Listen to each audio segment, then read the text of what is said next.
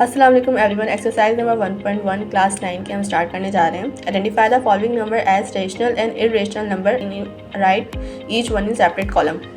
पहले हम आपको रेशनल और इरेशनल के डिफरेंस बिटवीन बता देते हैं ताकि आपको आसानी से पता चल जाए कि हमें रेशनल और इरेशनल को हम किस तरह से आइडेंटिफाई कर सकते हैं। What is rational number? We can simply identify with the help of this example. When the number is 1/5, this fraction we can easily identify 0 is rational number and because 0 is in fraction 0/1.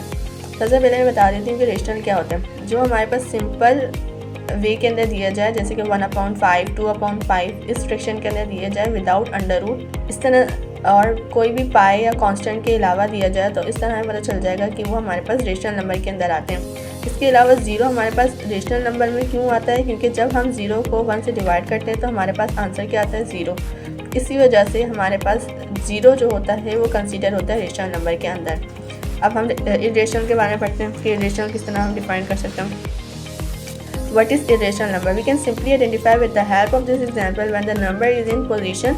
जब हमारे पास कोई भी value हमारे पास under root के अंदर या constant के value constant numbers के अंदर आएगी तो वो हमारे पास कंसीडर होगा इरेशनल नंबर।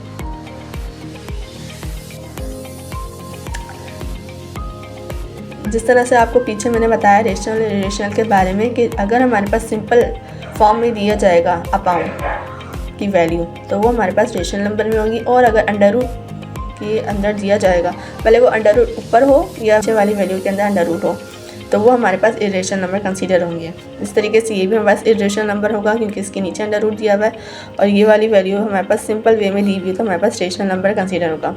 यहाँ पर भी अंडर रूट नीचे वाली वैल्यू के अंदर दिया हुआ है और हमें पता है कि जिस वैल्यू के अंदर अंडर रूट आता है वो हमारे पास इरेशनल नंबर कंसीडर होता है। ये भी हमारे पास इरेशनल नंबर होगा। और ज़ीरो मैंने आपको बताया था कि रेशनल नंबर किस तरह से होता है। जब हम ज़ीरो को 1 से डिवाइड करते हैं तो हमारे पास आंसर ज़ीरो आता है और ज़ीरो हमेशा रेशनल नंबर के अंदर कंसीडर होता है।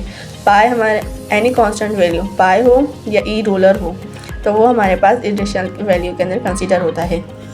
इसी तरीके से ये भी हमारे पास अंडर रूट की वैल्यू के अंदर आ रहा है तो इसलिए रेशनल होगा, और ये हमारे पास सिंपल वैल्यू के अंदर आया तो रेशनल नंबर होगा। और ये हमारे पास पाई हमारे पास इरेशनल वैल्यू कंसीडर है क्योंकि हमें बताया था पीछे कि जो भी कांस्टेंट वैल्यू होगी वो हमारे पास इरेशनल नंबर होगी, और इस तरीके से ये हमारे पास सिंपल वैल्यू के अंदर आ रहा है तो हमारे पास रेशनल नंबर होगा। सिंपल फ्रैक्शन के हालत में आ रहा है तो इसलिए हमें पता चल गया कि ये रेशनल नंबर होगा।